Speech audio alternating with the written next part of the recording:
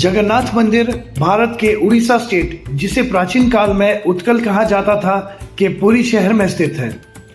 पुरी समुद्र तट पे बसा एक कोस्टल शहर है जो एंशिएंट टाइम से सी ट्रेड का एक इम्पोर्टेंट शहर रहा है। इसी शहर में स्थित है सनातन धर्म में मेजर इंपॉर्टेंस रखने वाला जगन्नाथ मंदिर। ये मंदिर डेडिकेटेड है लॉर्ड जगन्नाथ को। जगन्नाथ यानी जगत के नाथ। ये एक बहुत ही पावरफुल भगवान है। लॉर्ड जगन्नाथ को भगवान विष्णु का एक रूप माना जाता है। लॉर्ड जगन्नाथ के रूप में भगवान विष्णु के 10 अवतारों में से कई अवतारों की पूजा की जाती है, जैसे कि नरसिंह अवतार, वामन अवतार और कृष्ण अवतार।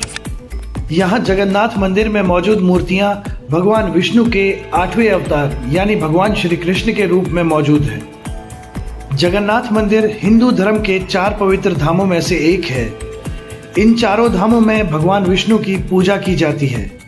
ये 4 धाम हैं हिमालयों की गोद में बसा बद्रीनाथ धाम, पश्चिम में गुजरात के तट पे बसा द्वारिका धाम, सुदूर दक्षिण में तमिलनाडु में बसा रामेश्वरम धाम और पूर्व में उड़ीसा में स्थित जगन्नाथ धाम। मान्यता है कि ये चारों धाम अलग अलग युगों में बनाए गए हैं। बद्रीनाथ धाम सतयुग में, रामेश्वरम धाम त्रेता युग में, द्वारिका धाम द्वापर में और जगन्नाथ धाम कलयुग में। कहते हैं कि जब भगवान विष्णु चारों धामों में यात्रा करते हैं तो वो बद्रीनाथ धाम में स्नान करते हैं, द्वारिका धाम में वस्त्र धारण करते हैं, जगन्नाथ धाम में भोजन करते हैं और रामेश्वरम में विश्राम करते हैं। जगन्नाथ मंदिर उड़िया वास्तुकला से बना एक शानदार मंदिर है, जिसके स्तंभों पर भगवान कृष्ण के जीवन का चित्रण किया गया है। ये मंदिर 4 लाख स्क्वायर मीटर के विशाल एरिया में फैला हुआ है, जिसकी बाहरी दीवारें 12 फीट ऊंची है। मुख्य शिखर सबसे ऊंचा है, जिसकी ऊंचाई जमीन से 214 फीट यानी लगभग 65 मीटर है। बाकी शिखर मुख्य शिखर से छोटे हैं और उनका डिजाइन एंशिएंट टेक्स्ट में मेंशन विमान के जैसा है, जिसमें भगवान आसमान में उड़ा करते थे। मुख्य शिखर के अंदर ही मंदिर का गर्भगृह मौजूद है, जहां विराजमान है भगवान कृष्ण, उनके भाई बालभद्र और उनकी बहन सुभद्रा। मंदिर में प्रवेश के लिए 4 प्रवेश द्वार हैं। पूर्व में सिंह द्वार यानी लायन गेट, पश्चिम में व्यग्रहार द्वार यानी टाइगर गेट, दक्षिण में अश्व द्वार यानी हॉर्स गेट और उत्तर में हस्ती द्वार यानी एलिफेंट गेट। इनमें से पूर्व में बना सिंह द्वार मेन एंट्रेंस है। वैसे तो भगवान विष्णु कई युगों से इसी जगह पे मौजूद हैं, पर यहाँ मंदिर का निर्माण सबसे पहले गंग वंश के शासक और कलिंग के महाराजा अनंत वर्मन चोड़ गंगदेव ने 1078 से 1148 एडी में करवाया था। 1197 के अराउंड राजा अनंग भीमदेव ने इस निर्माण को पूरा किया था। यहाँ 1558 तक पूजा की जाती थी, पर मुस्लिम आक्रमण के चलते, जिन्होंने इस मंदिर को और भारत के अन्य मंदिरों को डिस्ट्रॉय करने की कोशिशें की, तब मंदिर के पुजारियों ने मूर्तियों को चिल्का लेक पे बने एक आइलैंड पे छुपा दिया। उसके बाद राजा रामचंद्र ने इस टेम्पल को रिकंस्ट्रक्ट करवाया और तभी यहाँ पूजा दोबारा से शुरू हुई।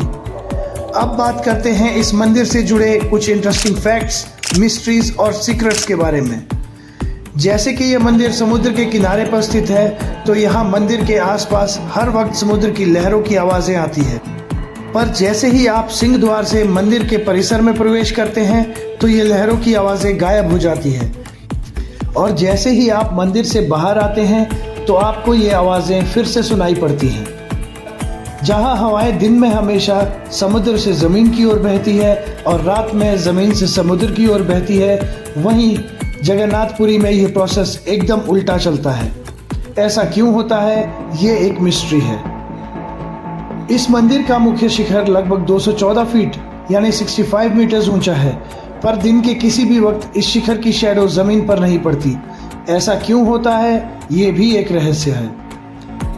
मंदिर के मुख्य शिखर पे अष्ट धातु से बना सुदर्शन चक्र है, जो कि कई सदियों से मौसम और सूरज की मार को झेल रहा है, पर जिस पे आज तक जंग का एक भी निशान नहीं है। इस सुदर्शन चक्र की खास बात यह है कि आप इसे किसी भी दिशा से देखें, पर यह ऐसा लगता है जैसे ये आप ही को फेस कर रहा हो। ऐसा कैसे होता है, ये भी एक रहस्य है।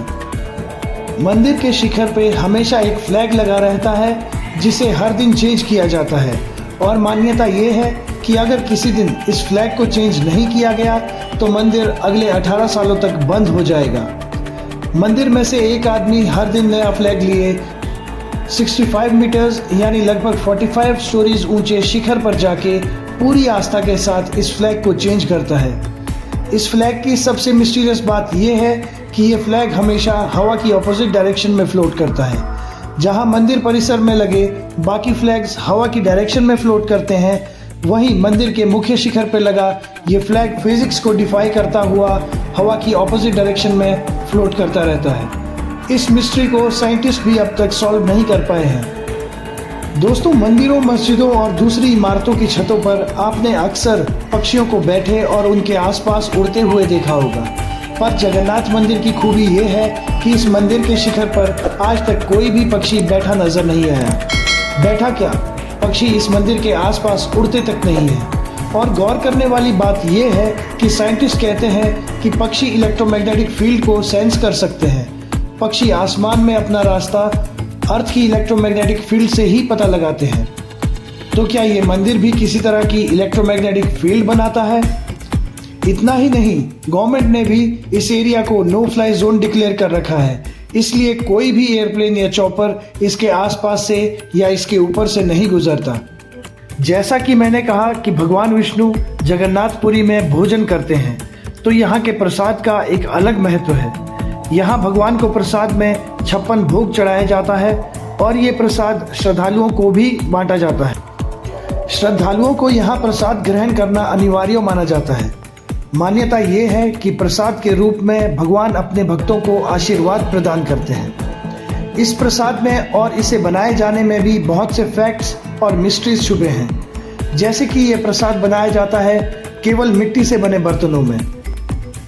इसे बनाया जाता है भारत के सबसे भव्य किचनों में से एक में, जहां लगभग 500 वर्कर्स और 400 असिस्टेंट वर्कर्स हफ्ते के 7 दिन सुबह से शाम तक इसे बनाते और भक्तों में डिस्ट्रीब्यूट करते हैं। इसे बनाते वक्त 7 बर्तनों को एक के ऊपर एक रखा जाता है और सरप्राइजिंगली सबसे ऊपर रखे बर्तन में प्रसाद सबसे पहले बन के तैयार होता है और सबसे नीचे यानी आग के सबसे पास वाले बर्तन में प्रसाद सबसे आखिर में बनता है। यहाँ प्रसाद कभी भी कम या ज़्यादा नहीं पड़ता। यहाँ रोज़ाना ऑन एन एवरेज 30 से 40 हज़ार भक्तों को प्रसाद बांटा जाता है और कभी कभी ये संख्या लाखों तक पहुँच जाती है, पर आज तक कभी भी प्रसाद कम नहीं पड़ा। और सरप्राइजिंगली जब शाम में मंदिर को बंद करने का वक्त आता है तो ये प्रसाद अपने आप खत्म हो जाता है, यानी कि यहाँ प्रसाद का एक भी दाना वेस्ट नहीं जाता। अब बात करते हैं जगन्नाथ मंदिर से जुड़ी सबसे मिस्टीरियस बात की, जो कि है ब्रह्म पदार्थ। जहाँ भारत में मौजूद बाकी सभी मंदिरों में मूर्तियाँ पत्थर की या मेटल की बनी होती है, वहीं जगन्नाथ मंदिर में मूर्तियों को लकड़ी से बनाया जाता है। यहाँ भगवान की मूर्ति में रखा जाता है ब्रह्म पदार्थ को। कहते हैं कि द्वापर युग में जब भगवान श्री कृष्ण की मृत्यु हुई तो उनका बाकी शरीर तो पंच तत्वों में विलीन हो गया, पर उनका दिल यहीं पृथ्वी लोक पर रह गया। ये दिल समुद्र में बहता हुआ एक लकड़ी के टुकड़े के साथ यहाँ पुरी के तट पर पहुँच गया।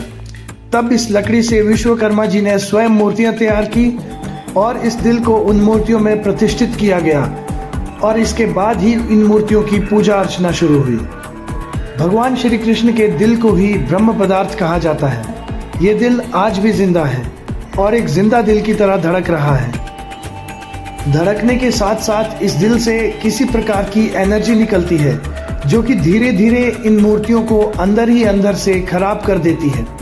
इसलिए हर 12 साल में इन मूर्तियों को दोबारा तैयार किया जाता है और ब्रह्म पदार्थ को पुरानी मूर्तियों से नई मूर्तियों में प्रतिष्ठित किया जाता है।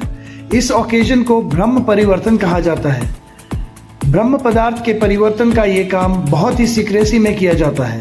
इस दिन गवर्नमेंट द्वारा पूरे शहर में लाइट्स को शट डाउन किया जाता है और सीआरपीएफ द्वारा मंदिर की सुरक्षा की जाती है।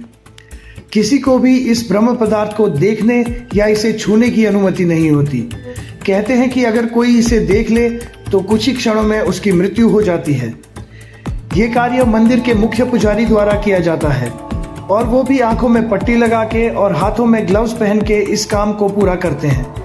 जो पुजारी ये काम करते हैं उनका कहना है कि ऐसा महसूस होता है जैसे कि कोई जिंदा चीज उनके हाथ में हो, जो कि खरगोश की तरह उछल रही हो ना हो ये ब्रह्म पदार्थ और इससे निकलने वाली ऊर्जा ही यहाँ पर होने वाले चमत्कारों का कारण है।